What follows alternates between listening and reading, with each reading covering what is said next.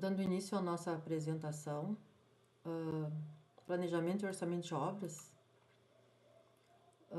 Meu nome é Débora Azevedo e sou do Polo de Charqueadas e o nosso tutor é o Francisco Nascimento da Silva.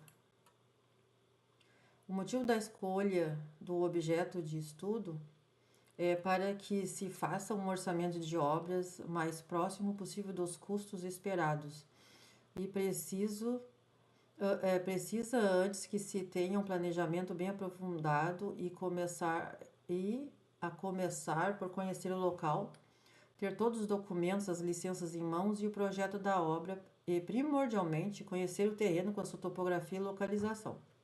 E, por fim, calcular desperdícios e qual época será realizada a obra, pois pode interferir na conclusão da obra, as intempéries do tempo, causando aumento de custos da mão de obra e licenças que podem vencer, pois normalmente elas vencem em 30 e 60 dias.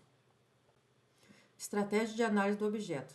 Nesse trabalho foram coletados dados bibliográficos, pesquisados materiais de construção civil do mercado, também foram consultados órgãos especializados na categoria de preços da mão de obra do Rio Grande do Sul. E, por fim, utilizou-se de imagens coletadas na internet para demonstrar o que era pretendido.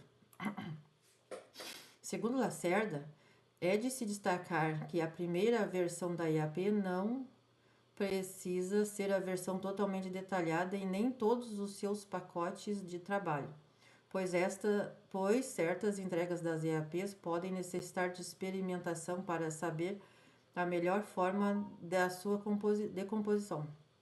O planejamento e orçamento de uma obra para prever que sejam ajustados os prazos, qualidades e custos da obra com uma previsão estimada de riscos, como mudanças climáticas, atraso na entrega de materiais ou falta de funcionários para executar tais tarefas, que seriam específicas.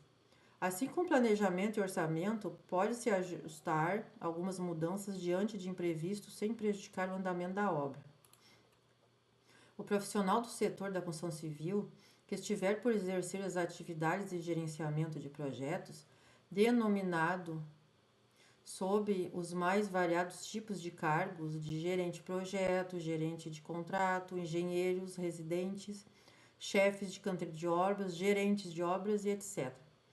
Terá entre suas atribuições as responsabilidades não somente de garantir a solidez e a durabilidade da construção através da atuação das técnicas, como responderá também pelo cumprimento do orçamento e dos prazos estipulados para a obra, atendendo a toda a legislação pertinente, fazendo-se valer para isso de pessoal capacitado, de equipamentos e dos materiais necessários para a execução da obra, restando regularmente e pontualmente, quando assim for requisitadas informações e esclarecimentos aos interessados do projeto.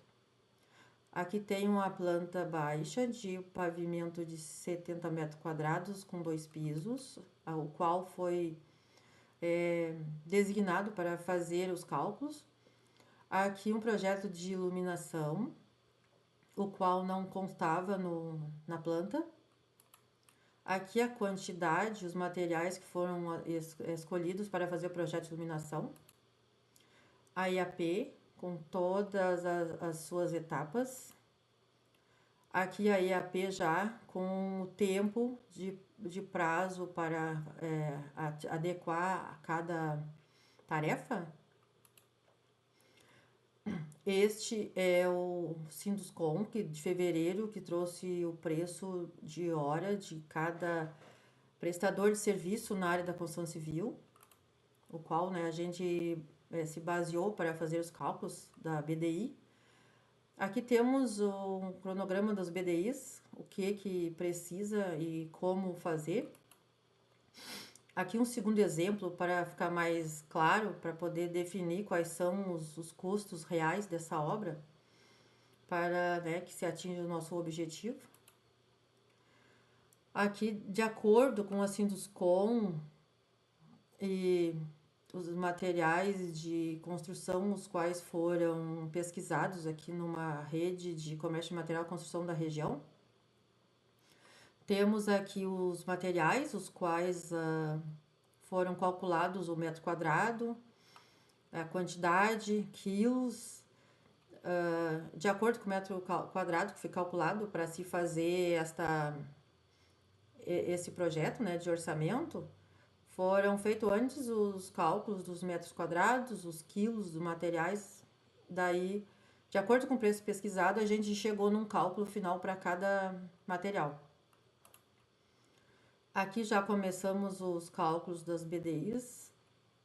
A mão de obra do pedreiro a R$ 10,57 por hora do metro quadrado trabalhado. E quais os insumos que ele usaria para fazer esse trabalho. Mão de obra do pedreiro, que custaria em fevereiro R$ 8,00 a hora. E esse pedreiro também trabalharia na parte de cerâmicas, rejunte, cimento e cola, dos quais foram calculado, né, o material. E aqui temos a tabela com o mestre de obra, o pedreiro e o servente, a hora de cada um. Depois foi feito o cálculo para encontrar as 8 horas trabalhadas. E, por fim, o cálculo para ser feito os 30 dias, que seria o que ele receberia se fosse trabalhar os 30 dias do mês.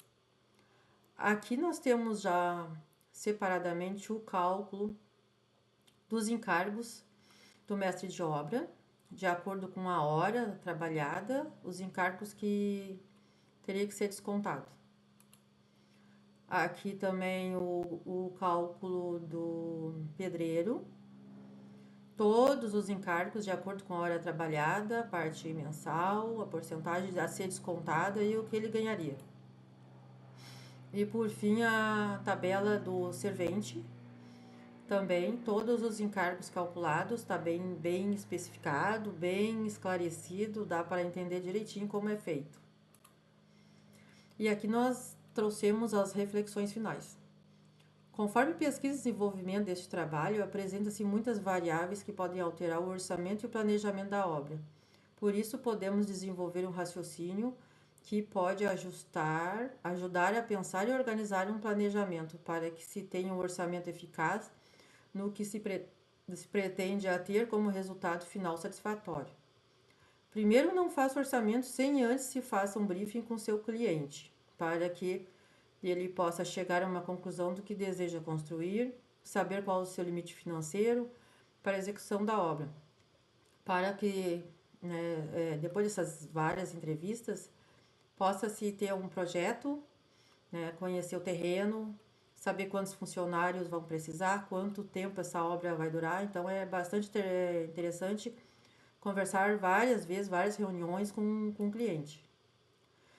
Segundo, obtenha todos os documentos e licenças em mãos, para aí sim você vá a campo para conhecer a área, pois deve ter esse conhecimento terreno com sua topografia para aí se começar um estudo e projetar a obra. Em terceiro é o caso. Se ater também em que época do ano a obra se dará início, pois pode influenciar no tempo do término da obra, podendo variar os custos da mão de obra final e o consumo dos materiais.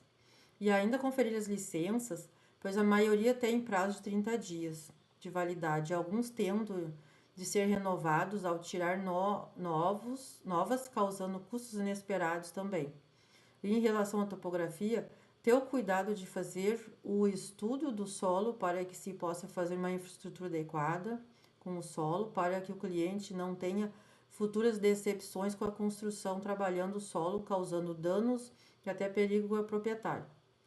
Todos estes dados referentes devem ser muito bem pensados e colocados em ação, para se obter um resultado final esperado para o cliente e que ele fique satisfeito. E aqui nós temos as nossas referências. Então, fazendo um comentário breve, o planejamento de obra ele é muito importante saber o que realmente o cliente deseja, conhecer o terreno, para não começar uma obra e ter que alterar, por não conhecer o terreno, ter que modificar, aumentando os gastos, o tempo. Às vezes o cliente muda, na metade da obra ele muda de opinião, daí sai fora da previsão dos gastos, dos orçamentos.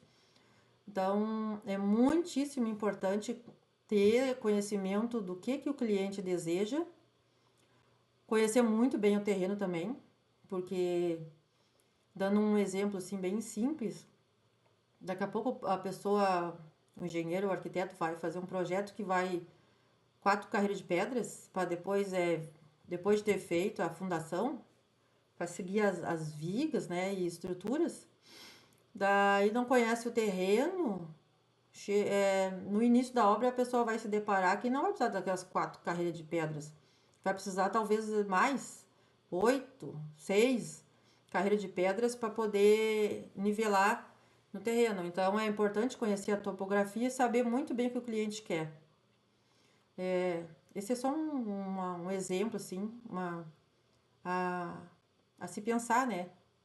Para que esses gastos não sejam não saiam muito fora desse período do cronograma.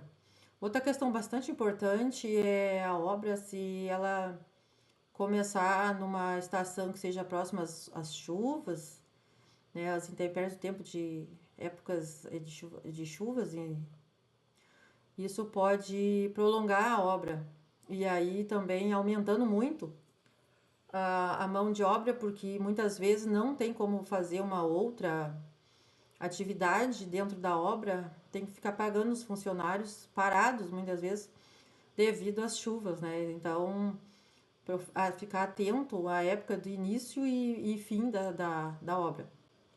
Essa é uma questão também muito importante desse planejamento. Esse é só um comentário, né, para se pensar. E aqui eu gostaria de encerrar minha apresentação.